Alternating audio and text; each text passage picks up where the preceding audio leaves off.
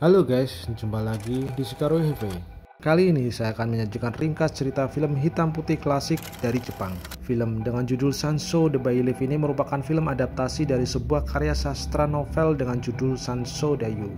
Kisah ini berlatar pada zaman feodal Jepang di akhir era Heian. Rakyat yang sedang mengalami krisis paceklik mendapat tekanan tambahan melambungnya pajak sembako dan panggilan wajib militer bagi para pemuda. Gubernur musuh, Taira no Masauji, yang membela kepentingan petani dan rakyat kecil di wilayahnya, mendapatkan hukuman pengasingan dari shogun karena dianggap melawan perintah. Dia memiliki seorang istri bernama Tamaki, seorang anak laki-laki Yushio, dan anak perempuan bernama Anju yang masih bayi. Saat akan pergi, Masauji memberikan nasihat prinsip hidup bagi Yushio. Seorang pria tidak layak disebut manusia jika dia tidak memiliki belas kasihan. Bahkan jika kamu keras pada dirimu sendiri, tetaplah berbalas budi kepada orang lain. Setiap manusia diciptakan untuk setara. Masauji juga memberikan pusaka keluarga yang berupa patung Dewi Kanon atau Dewi Pemberi Rahmat. Masauji yang diasingkan ke Sukushi dilepas pisah dengan duka oleh rakyatnya sepanjang perjalanan. Beberapa tahun berlalu, Tamaki yang selama ini tinggal di rumah saudaranya di Iwashiro mengajak Yushio dan Anju untuk menyusul Masauji suaminya. Mereka berangkat ditemani oleh satu pelayan bernama Ubatake. Saat di tengah perjalanan, Ubatake mendapatkan peringatan dari tukang perahu tentang bahaya tempat yang akan mereka lawati. Di daerah itu merupakan wilayah rawan begal dan penculik, sehingga tidak ada pelancong yang berani singgah walaupun sebentar. Tapi hari sudah senja dan Tamaki memutuskan untuk membuat tempat berlindung.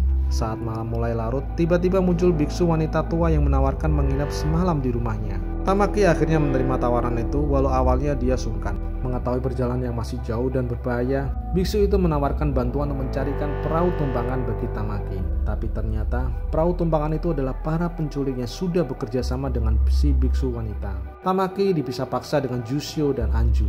Ubatake yang nekat ingin menolong tercebur dan tewas tenggelam. Dikabarkan Tamaki dijual di Sado sebagai PSK, sedangkan Yushio dan Anju dijual sebagai budak pekerja kepada juragan Sanshou di Tangong. Anju diberikan ke budak Namiji untuk diajari bekerja. Yushio dipekerjakan sebagai pemikul kayu bakar. Saat sore hari terjadi keributan karena Namiji ditangkap dengan tuduhan mau kabur. Taro, anak tertua Sanshou, yang kasihan meminta ayahnya untuk tidak menghukum Namiji. Tapi Sanshou tetap membubuhkan cap besi panas ke dahi Namiji sebagai peringatan bagi budak lain agar patuh.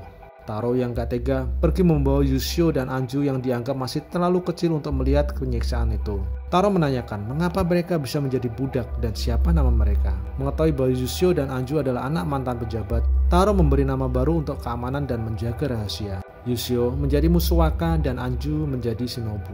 Di sela cerita, Taro yang mendengar wasiat Masauji tentang prinsip hidup menjadi marah dan kesal dengan dirinya karena jauh dari sifat luhur yang disebutkan. Taro ingin menolong mereka, tapi Tamaki sang ibu yang ada di Sado terlalu jauh ke utara dan begitu pula Masauji di Sukushi yang ke selatan. Jarak mereka bisa hampir 500 km dari Tango dan harus menyeberang ke lautan. Taro meminta mereka untuk bersabar dan tabah hingga mereka cukup besar untuk bisa melakukan perjalanan jauh. Tiba-tiba, Taro dipanggil untuk ikut dalam penyambutan pejabat tinggi dari ibu kota Kyoto.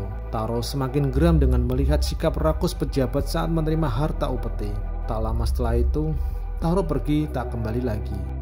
Tak terasa 10 tahun berlalu, Anju tetap teguh dengan wasiat ayahnya. Sebaliknya Yushio menjadi pribadi yang keras. Yushio percaya bahwa dengan beradaptasi seperti inilah dia bisa bertahan hidup. Sehingga Yushio pun tega melakukan perintah hukuman kepada budak yang membangkang. Suatu ketika Anju mendengarkan nyanyian dari Kohagi, budak wanita baru.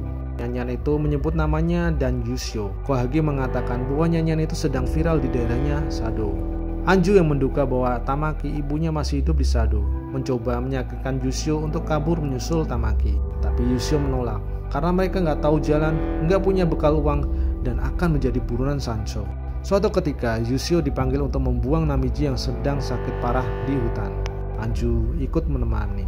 Saat mereka mencari ranting dan rami untuk menutupi tubuh Namiji yang sekarat, Yushio yang kembali teringat kenangan ibunya mengatakan bahwa inilah kesempatan mereka untuk kabur. Anju meyakinkan Yushio untuk kabur terlebih dahulu dengan Namiji, sedangkan Anju akan menyusul setelah mengalihkan perhatian penjaga. Yushio berjanji akan kembali menjemput Anju, tapi setelah penjaga menyadari bahwa Yushio telah kabur, Anju memutuskan bunuh diri demi menghindari siksaan dan agar tidak mengatakan di mana Yuzio berada. Yuzio yang sembunyi di sebuah kuil kekaisaran di Nakayama bertemu kembali dengan Taro yang sekarang menjadi biksu. Yuzio menyatakan niatnya untuk pergi mencari keadilan ke Kyoto. Taro menyarankan untuk menemui penasihat utama kaisar. Untuk memudahkan, Taro meminta surat pengantar yang dicap oleh pendeta Donmo yang merupakan pendeta utama di kuil Nakayama. Sesampainya di Kyoto, Yuzio berhasil menyelinap ke kediaman sang penasihat kaisar. Tapi Yuzio dianggap angin lalu dan ditangkap oleh penjaga. Surat dan patung Dewi Kanon disita juga. Tak berapa lama, Yuzio dipanggil kembali untuk menghadap penasihat. Penasihat mengenali patung Dewi Kanon sebagai harta keluarga leluhurnya yang pernah diberikan kepada leluhur keluarga Yuzio sebagai penghargaan. Penasihat juga telah membaca surat pengantar yang dibawa Yuzio. Setelah mempelajari tentang keluarga Yuzio dan mengetahui keadaan yang dialaminya, penasihat menawarkan kembali jabatan gubernur sebagai balasan kemalangan yang menimpanya. Yuzio diangkat menjadi gubernur Tango yang sedang kosong dan juga membawa wilayah di mana Sanso berada. Saat pelantikan, Yuzio mengatakan ingin menghapus perbudakan di wilayahnya, baik kepemilikan budakan di wilayah umum ataupun pribadi. Penasihat mengingatkan untuk tidak mengusik Sanso yang merupakan bawahan dari Menteri Kanan. Setelah pelantikan, Yuzio melakukan ziarah makam ayahnya yang ternyata telah meninggal tahun lalu. Setelah tiba di kediaman, dia langsung mengeluarkan perda tentang pelarangan perbudakan di seluruh wilayah Tango. Budak dinyatakan merdeka untuk memilih pulang atau tetap bekerja dengan upah yang pantas. Pengumuman disebar ke seluruh wilayah Tango. Sanso yang mengetahuinya berang dan memerintahkan anak buahnya untuk merusak papan pengumuman. Yuzio dengan pasukan mendatangi kediaman Sanso dan memerintahkan untuk segera membebaskan semua budak. Sanso yang tidak mau menurut diringkus dan diusir bersama keluarganya dari wilayah Tango. Rumah dan tanahnya pun juga disita.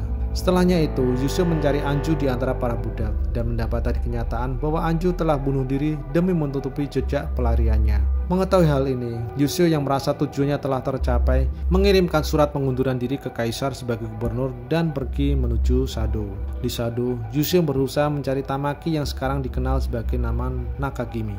Tapi ternyata Tamaki sudah nggak ada di tempat pelacuran. Dikabarkan dia telah tewas di saat kejadian tsunami di pantai. Yuzio pun pergi menyusul ke pantai untuk ziarah.